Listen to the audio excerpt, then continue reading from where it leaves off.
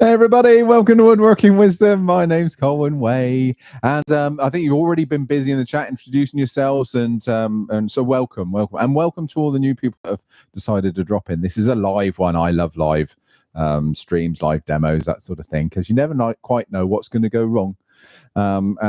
We've got Steph behind the trickery and the cameras and things like that. She's hoping something goes wrong because it always makes for a better demonstration.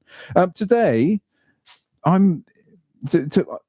today we're going to do Christmas tree decoration, but that literally is only just an excuse for me to start embellishing things. That's all.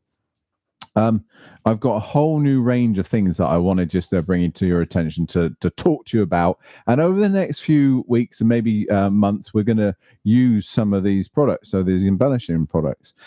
They're under the umbrella name of Easy Inlay, and it's going to be our way of introducing you to the discipline of ring making. So finger rings and things like that. Let me get one. I made this one here last week. You'd be surprised how popular you become when people realize that you're making rings as well. Steph's already bagged one. Izzy, one of the photographers, has already bagged one.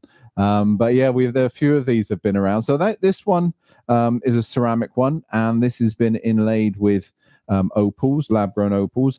And I'm going to start stick to that, Steph. Stick to that. I'm going to bring in loads of bits. So as well as the ceramics, we've got some nice Bocot ring cores, so you don't have to turn the wooden section. You can buy these as pre-turned pieces and inlay your own opals. But of course, you are or most of you, I should be, woodworkers, wood turners. So you cannot have the option of turning your own bands as well to your size. But look, there's a couple. Let me bring in some of these opals and some lovely colors. I've got all sorts of greens, pinks, reds, purples, anything that takes your fancy. There's a color to suit you. We'll get away from the shine. Okay, so these are all lab-grown opals and beautiful colors. I'll get a couple of the packets here of what you're looking for when we look on the shell. So that's one of the ring cores. So you can sort of, if we get rid of the shine there, you can just see the little groove in the middle where you put the opals, and there's a packet of opal there. So that's really nice things to use. However, let's have a look at a few other bits as well whilst we're here. So here we are, some abalone. We're doing abalone in strips. Okay, again, all different colors. It's got a sticky back, so I'm thinking here, I've used this one already. I'm thinking here maybe around the circumference of boxes, around bowls, any sort of project. They're 3.8 millimeters in terms of width. So, and like I say, got an adhesive back. Really cool. There's the amount of different projects I'm already starting to think of. One that we're going to use today, or one of the products we're going to use today, are these metal leaves. And I've got 3 here in front of me. Again, I'm messing around with the shine. A gold, a copper, and a variegated one. The variegated one's all incredible different colors there. So we're going to mix or mess around with one of those. There's metal leaf applicator packs, so things like this, or the size here, so the adhesive. I've gone and used all of mine, so I'm just making a mix-up of a solution today that I'll tell you about. Buffers, a little dusting or applicator brushes, all sorts of things there. And just whilst we're talking metal leaf, there's the metal flake as well, and there's similar colors, copper, gold, and a silver there. So the amount of different things we can incorporate these into in the next few weeks are going to be vast. So just to give you a heads up what we're going to be doing. I'm going to make this Christmas tree decoration in a minute, which I'll show you. The next thing I'm going to play with maybe in 2 or 3 weeks is we're going to look at making one of the rings, and how you can get a good old shiny finish, so a super glue finish on that. Then I'm going to look at embellishing a natural edge with some of the flake as well. Now, if you look at Phil Iron's wood turning products, so things like his hollow forms or his natural edges, he's probably one of the masters of embellishing with leaf in all those gnarly areas. Have a look at his website. You see the work that he does. It's quite incredible stuff, really pretty. And I want to have a go at doing something like that inspired by what he does, his work. So that's up in the next few weeks. I'm really quite keen on getting on and doing something. I've already done lots of projects with this. I'm really enthusiastic about showing you, as you can probably tell. But this is today's. This was just to mess around that I done one morning last week just to show everybody a little Christmas tree decoration. The hole in the middle was actually a mistake. I'll let you know. It was a mistake. I didn't intend to go all the way through, but actually it was one of those happy accidents. So I was quite good. I'm not quite sure about the shape yet. It might grow on me, but I thought that might be a nice little demonstration. We're going to turn it between centers first. Then we're going to use a little jam chuck to take out the center. And then we're just going to play around with a little bit of that gold leaf.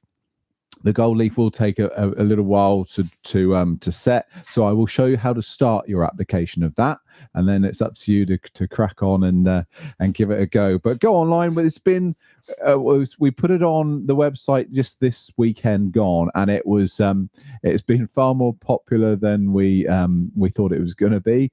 Not that we didn't have confidence in it, but it has just gone ridiculously silly. So if you're interested, I'll go on the website and grab some as soon as you can. We have already put another order in, but yeah, it's there at the moment.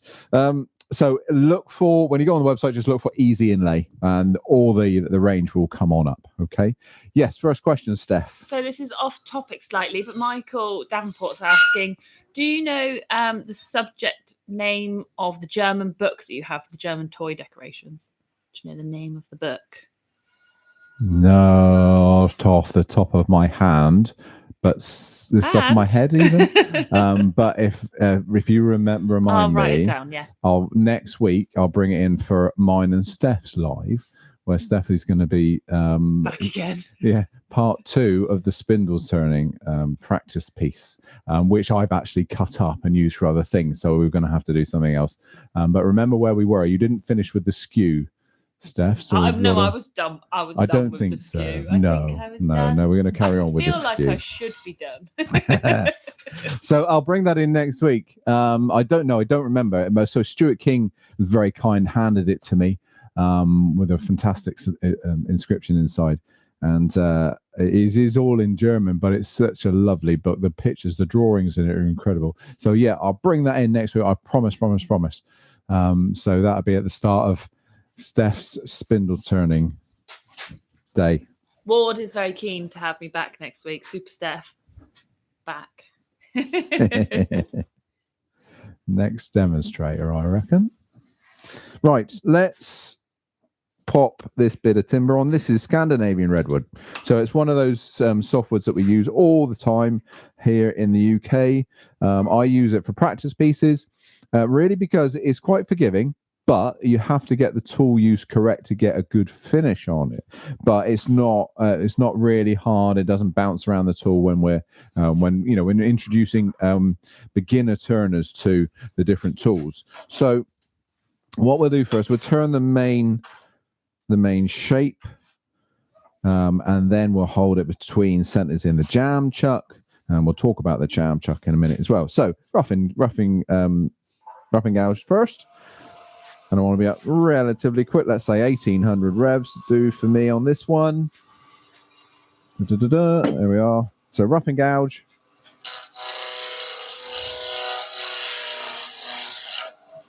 Down to a cylinder.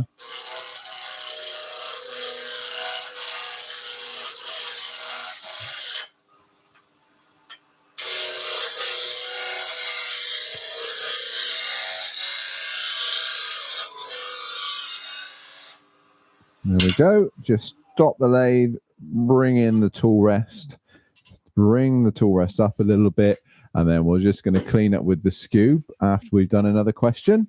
Yeah, so Jim B's asking, due to the taper of the Colwin Way skew, it's not secure in his Tormek jig. How do you sharpen your skew? Sorry, I've just got to take a chip out of my mouth from that timber that landed in my cup. I do use the Tormek jig. It should pinch onto the front, so the front corners of the jig should pinch onto the largest diameter, largest width of the tool. If it's not, I would please don't take offense to this, but I would have said that you'll probably put in a little bit too much force when you're sharpening. So I already said that I do use the jig. However, most of the time, not in the jig. So I will hand sharpen 9 out of 10 times, then I'll put it in the jig to mechanically sharpen it. But I've never found an issue with its grip. Just a gentle pinch, gentle sharpen, and that's all you should need with it, really. Remember what I said about these SKUs. Any SKU you own will be with you for life. It shouldn't be worn out in your lifetime. I've still got a carbon steel SKU that I used as an apprentice, and that was a long time ago, and it's got a lot of length left on it as well. Because of that reason, unlike gouges, where we're sharpening them every day, several times a day on a mechanical sharpening device, SKUs, we don't need to do that. We can just take a diamond hone to it or a leather strop to it and keep them sharp rather than wait for them to go blunt. So every time you come to the machine, give it a quick going over with your diamond file, you should be okay. But just light touches, and then every now and again just need a redress, hence the 1 in 10 sharpens. Yes, Steph. Yeah, so Robert Richards is asking, what have you done to your hand? Very observant. They're watching you, Colwin. Very so. I had a little bit of an accident with an exploding log burner. I let too much air in before it had actually lit, and I then had a sudden backdraft, and it blew the lid off at me. So yeah, at home, not at work. No, not here. No. So yeah, my stupidity. It was a workshop log burner. My stupidity. I didn't follow the rules correctly. So yeah, that was it. But luckily the lid was on a chain, so it didn't hit me apart from my hand. But yeah. Basically, the 0 turn lay that on, and we're going to clean up with a skew. This is what Steph's going to be doing next week. So we're going to rub the bevel, we're going to raise the handle, and then we're going to run the skew along the edge, using the bottom third of the tool just to give us a nice clean finish. Just transforms the finish, really. I think diameter-wise, I might take a little bit more off.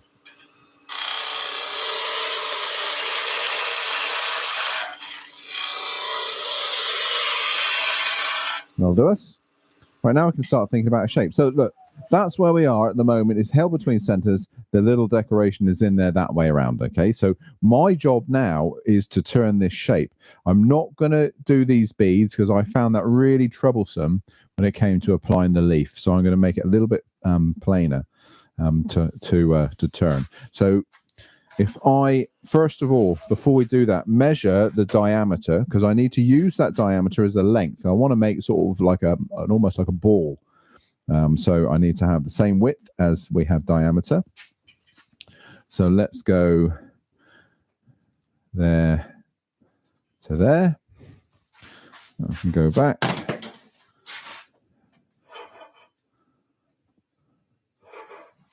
There we are. And what I'll do is I'll take the top away. So I'm going to go with the small beading and parting tool here.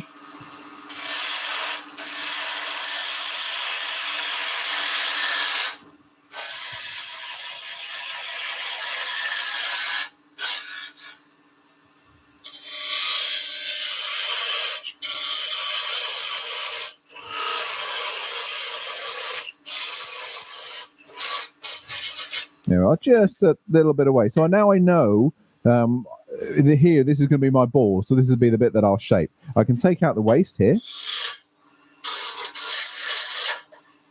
Tool rest down a little bit. Tighten up.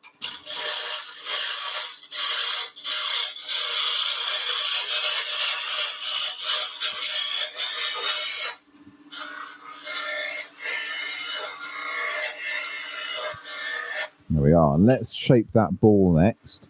I'm just going to mark its halfway point. So it's a really nice sort of visual aid. If you can do that, then we'll take the corners off, and then you can round that ball over. So it gives you a nice way of getting a fairly quick sphere.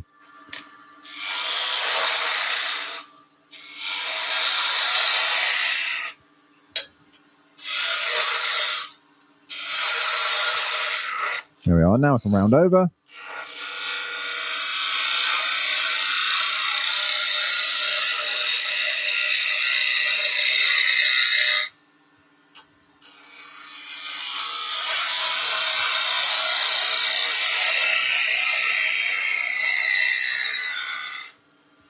And now we can tidy up and make that a little bit more even. You can use a spindle gouge to do this, of course.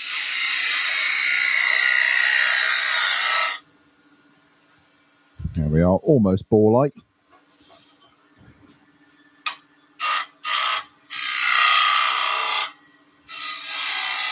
We'll make this little ball on top a little bit smaller in diameter, this bit here. That's going to be used if you want to hang it from the tree, to hang or to thread a piece of string through, or Christmassy sort of string.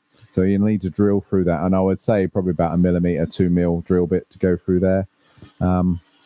Let's carry on the ball over this side.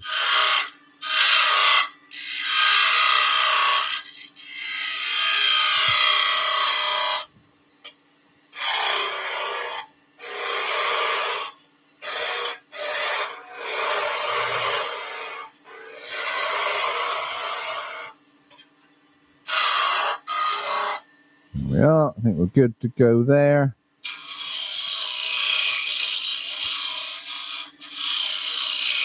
Just going to take a little bit of a lump away. There we go. Right, so now we can start maybe doing the final shaping before sanding. So I'm going to go to a smaller skew now. Remember what I said a minute ago, that I did find it a little bit awkward to get the leaf into all that, those fine beads on the other one. So I'm just making the shape a little bit simpler. So if you think about all those beads there, and they were a little bit troublesome. So yeah, we're going to go slightly easier. Can you do a couple of beads? Because I like a couple of beads, yeah. Just not all the way down. Let's do a couple of beads, because whatever I do here is what you're going to have to copy next week. So I'm happy doing beads. Okay, no beads, no beads.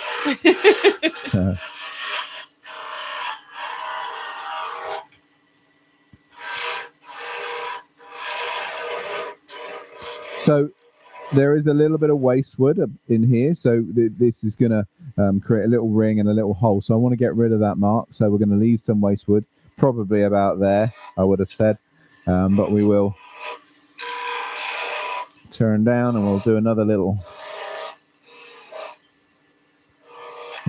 thing here.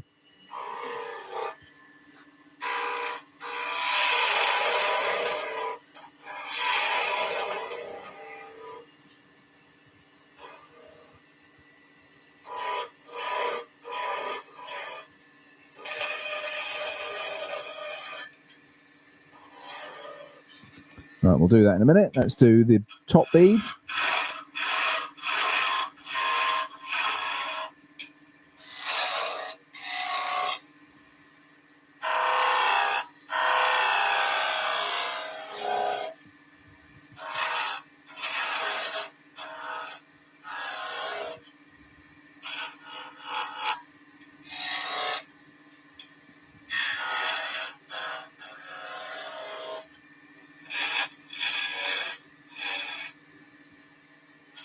Even that small skew is getting a bit too big, so over to the small beading and parting tool.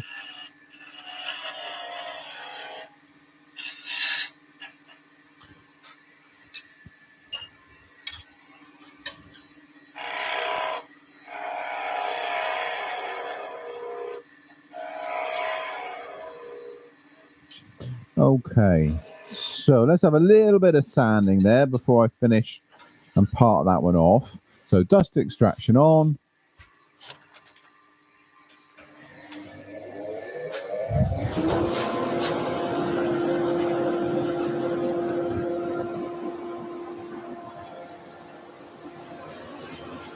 Don't need to worry about going too far. I'm going to cover most of this up with that lovely foil. So all I want to do really, take out any lumps and bumps, create a nice sort of key.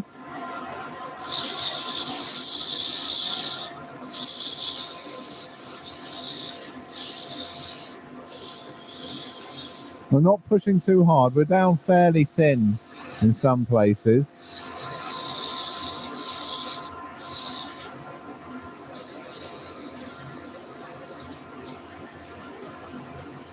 And of course, at the moment, this is going to be far too heavy. Our poor Christmas tree is going to be sagging as if it's New Year. So we're gonna take some weight out of this.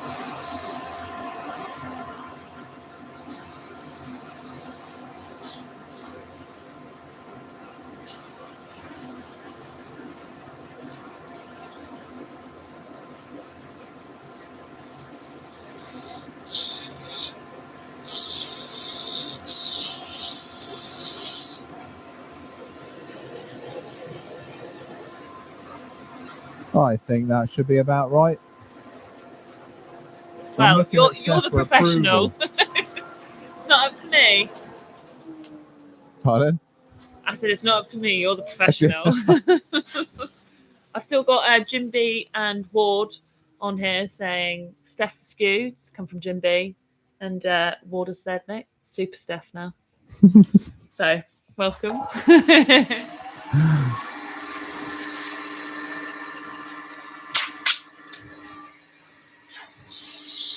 Just a quick touch up with the 320.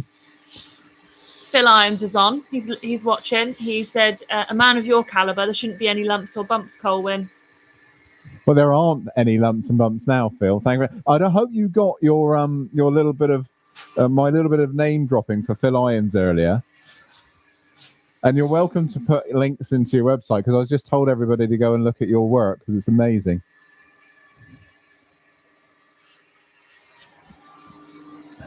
Okay, so now I'm going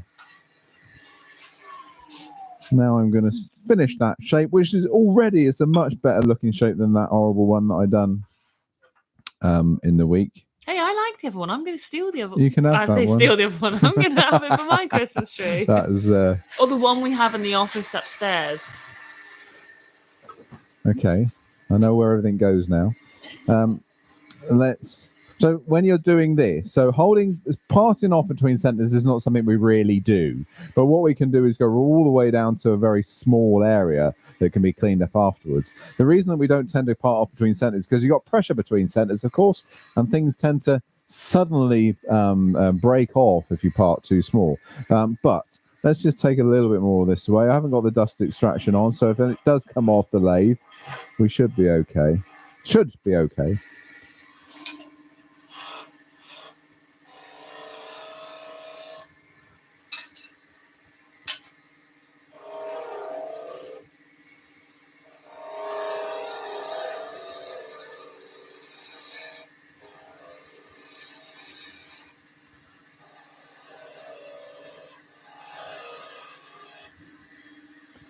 All right, there we are. The tiniest little bit left there.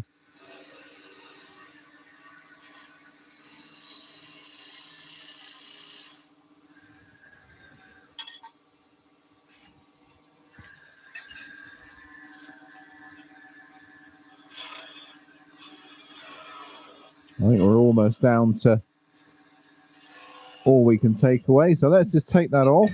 I'll show you what we have. We can tidy the lathe a little bit and then flip it around. So look, that's our basic shape. We've got a little bit of waste here. Now just be a little bit careful there. Don't go and try and twist it away, because you'll probably break the very fine tip away. The same up here. You can sand that off. It doesn't make any difference on there. And look, there is a natural hole here. So if you wanted to use the little millimeter drill bit and drill down through there, instead of putting a hole through that way, okay, through that way, you could put one of the little brass eyes in there and then hang the string from it if you wanted to, just to give you a couple of ideas, that's all. Okay, so we're going to use a jam chuck next. Put some of these tools out of our way. I'm sure it won't be the last time we get the skew out. Up there, right. Am I going to need the tailstock anymore, Steph? I'm probably not, am I? Goes out of our way. So jam chuck next. I was brought up on jam chucks through my apprenticeship and working life. So I do revert to them when nothing else will work and I can't throw a set of jaws in it, or I don't have a set of jaws for a particular project. Jam chucks come out. or push plates come out, those sorts of things to enable me to be able to work and still hold things. So let's go with this jam chuck. Now, what set of jaws? Now, I'm not going to have too much force on it, so I'm going to get away with that set of jaws. I think they will open up far enough. Maybe not. Maybe not. Maybe not. I might have to look at another set. Can I get anything for you, Colwin? Oh, well, I'm just wondering that. Just thinking what jaws I'm going to use. 2 seconds.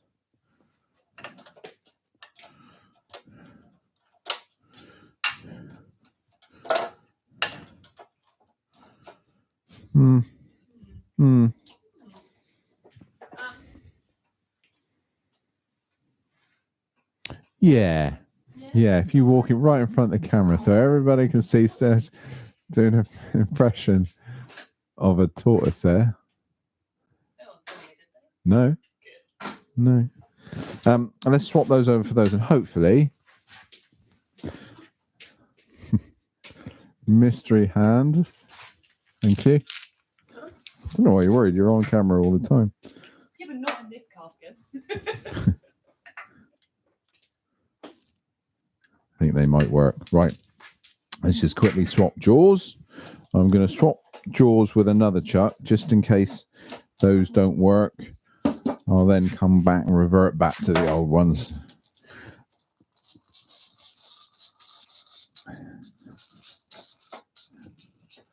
Pop the overhead on so people can see changing these jaws. So what we've done, we've just expanded until they come out. Remember, this is an SK114. The SK100 are all the same. They will have now the up-to-date chucks will all have a safety screw in number 4 jaw. So you can't do what I just done unless you physically take out that safety screw from the back. So it's just one of those things. I tend to do that all the time because I'm swapping jaws fairly regularly and I'm used to them. But if you're unsure and if you're just starting out, keep that safety screw in. It just tells you where you've still got grip, because you can, without the safety screw, of course, unwind it and not be holding in the safety of your scroll.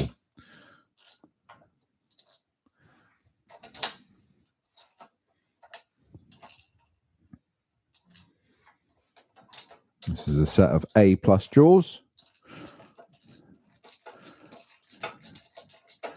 And I'm hoping they're going to go all the way down. Grip that. Yeah, I'm going to put some money on the lottery tonight because that's worked perfectly. Excellent.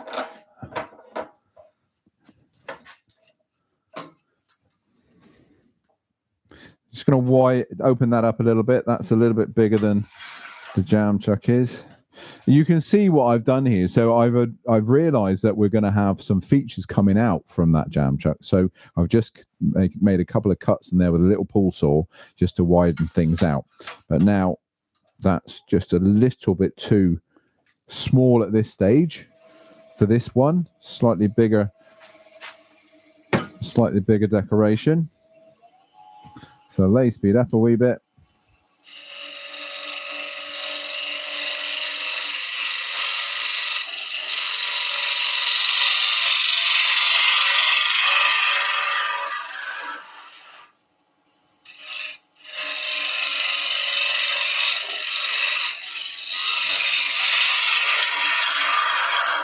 And what we're trying to get is just a taper, a very fine taper.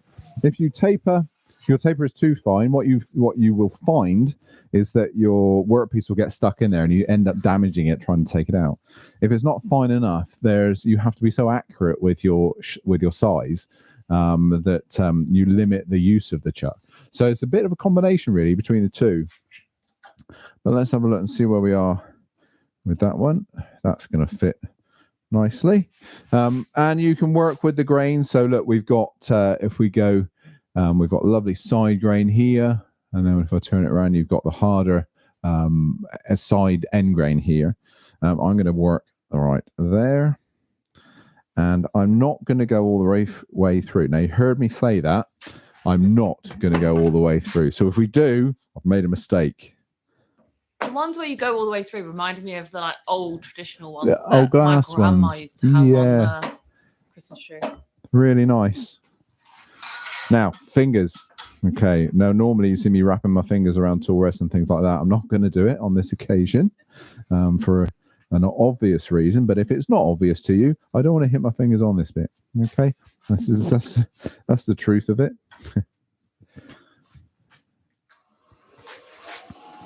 There we go. So, small bowl gouge.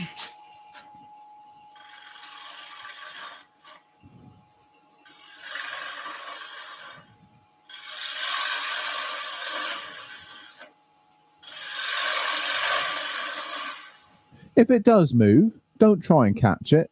If it was an apple or a pear or a ball or an egg or anything like that, then there's a certain degree of catching it, but not on something like this. Let it go.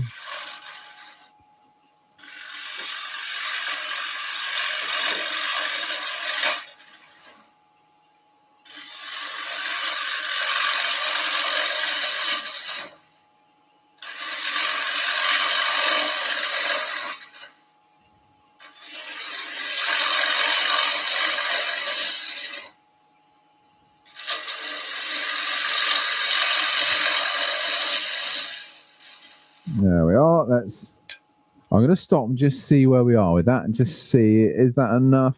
I think we'll go just a little bit more. It's fairly even, but remember what I said. I don't really want to go through on this one.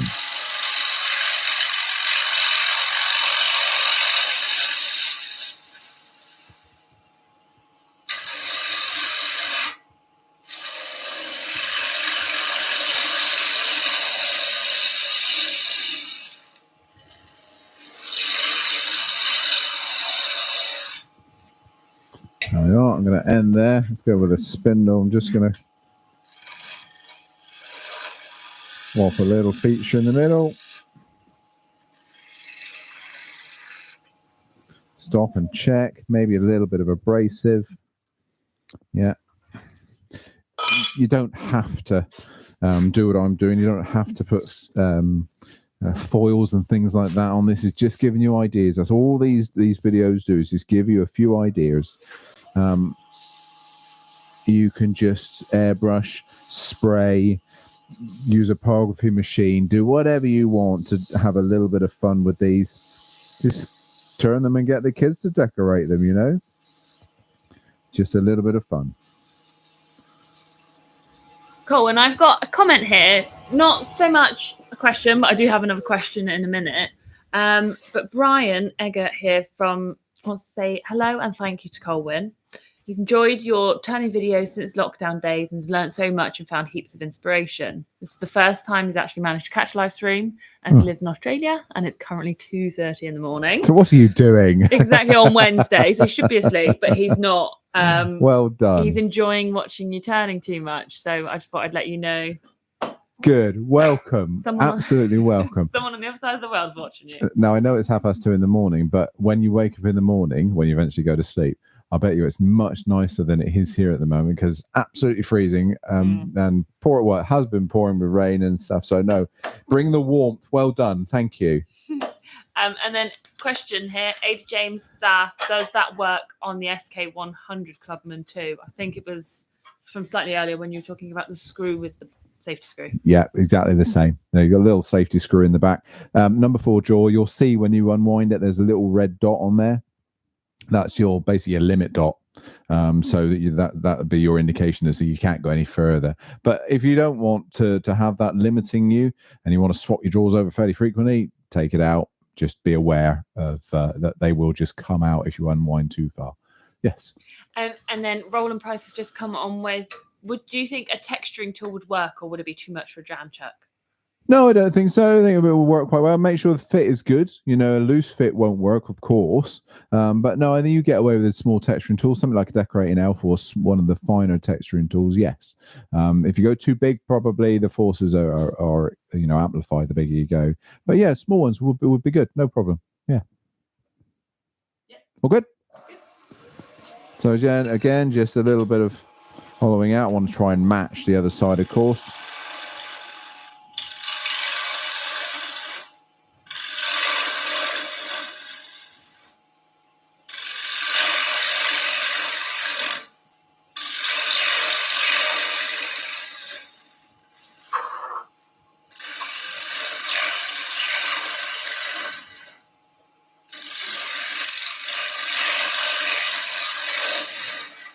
You know I'm concentrating when I'm quiet. When I don't talk and my mouth's open, I'm concentrating.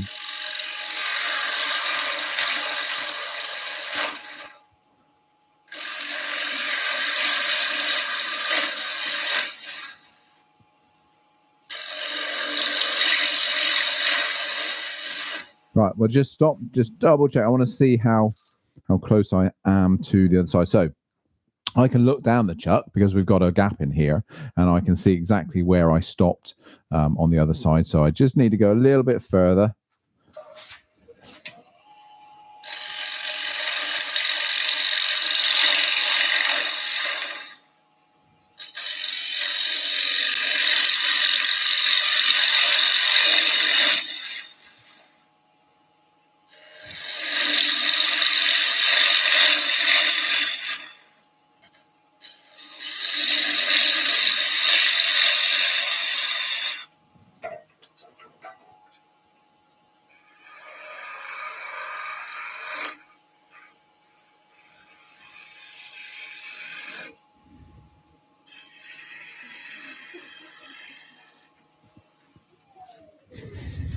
Someone said something very funny. Steph is like, it's just Sorry. creased up with laughter. Brian said that it's 38 degrees there today, so you're welcome to have some of that heat.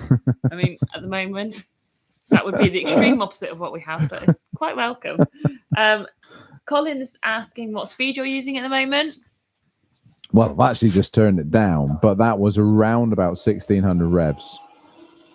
The reason being, so I've gone a little bit quicker to minimize the amount of stress and pressure from the tool onto the timber. But you have to compromise a little bit with safety and something that's unbalanced as well. So I couldn't go like 2,500. I'd be thinking, okay, it might start to decide it wants to fly out if I do that. So I've just compromised a little bit, 1600 revs. And the same with sanding, I'm going to keep the same. My hands, if you watch when I sand, especially on this sort of thing, I'm actually supporting my wrist here. So I'm making sure that I've got as much strength against the piece. I'm not putting lots of pressure against the work either, because if I slip when I'm pushing hard against the workpiece, then I'm going to fall into it. So I'm keeping well away. I'm just letting the abrasive do the work.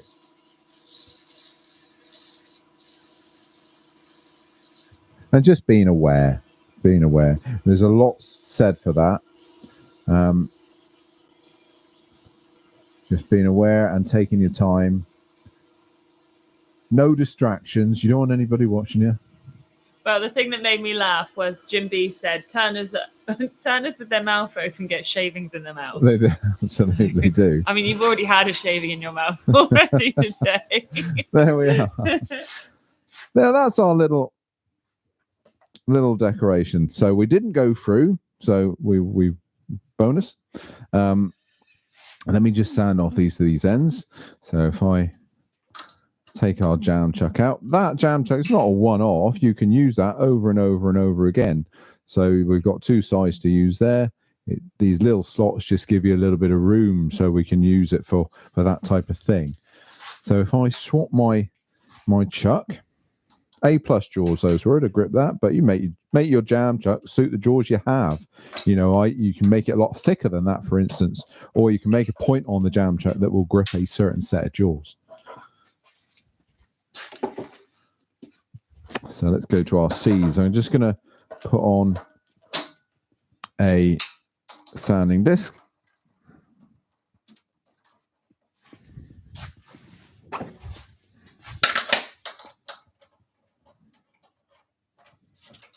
There we go, lay speed to 0, get that dust extractor working.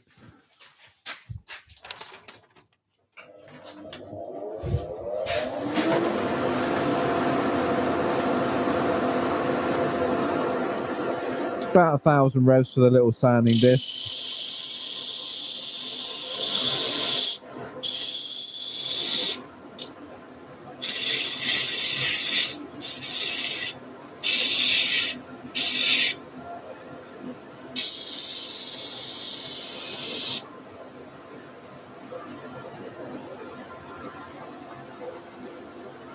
There we are, just a little bit of tidying up on the very tip there, but that's pretty much done. So the next thing, I'll get the I'll get the sanding platform in, then we can work this piece on the platform then.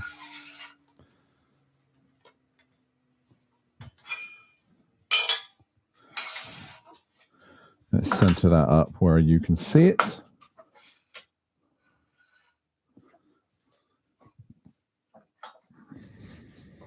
There we are. We'll get another light on this as well. Look.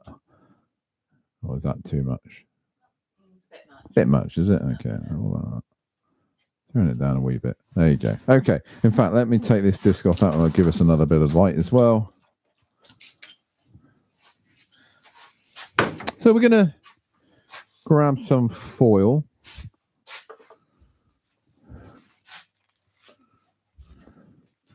And I'm going to go with what we've got most left. I'm going to go with the copper. I'm going to go with the copper because we've got quite a lot of that left in my packets. If you've ever done any gilding, you'll know that there's thin, and then there's thin, and then there's leaf. So it's that thin that if you touch it with your fingers, a lot of the time it will stick to them. However, I do. This is a rough piece. I'm not overly fussy with this. I'm going to put a little bit of my solution on. Now, I've run out of my sizing solution. Sizing solution is just an adhesive, really, for this material. And it's like a sealer adhesive. I've run out of it. So I'm going to use... And I run away far too late in the day to order some more for today. So, look, I'm just mixed up a little solution of PVA glue and water.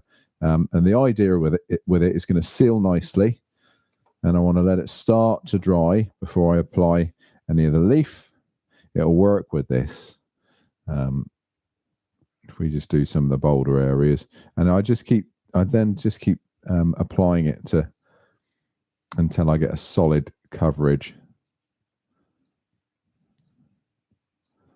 There we are. Let's do both sides. We may as well get this gunk everywhere. We're going to get it on there. May as well get it on our fingers and everything else.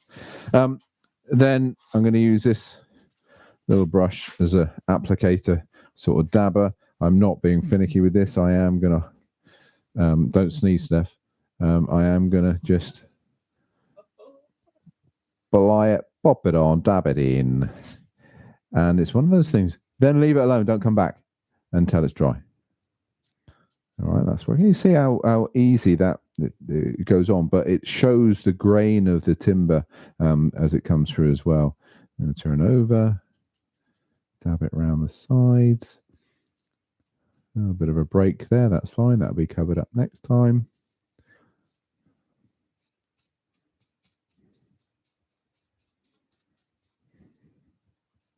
This is really, you should be doing this indoors. At the table. Oh, what, dust-free? Dust-free. Relaxing. With a mulled wine. With a mulled wine and the radio on.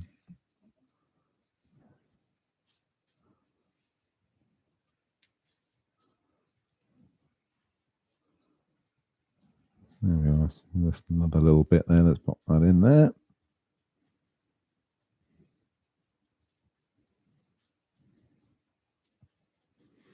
So these little bits here where they're going over where I haven't glued. So that's going over some of that leaf already.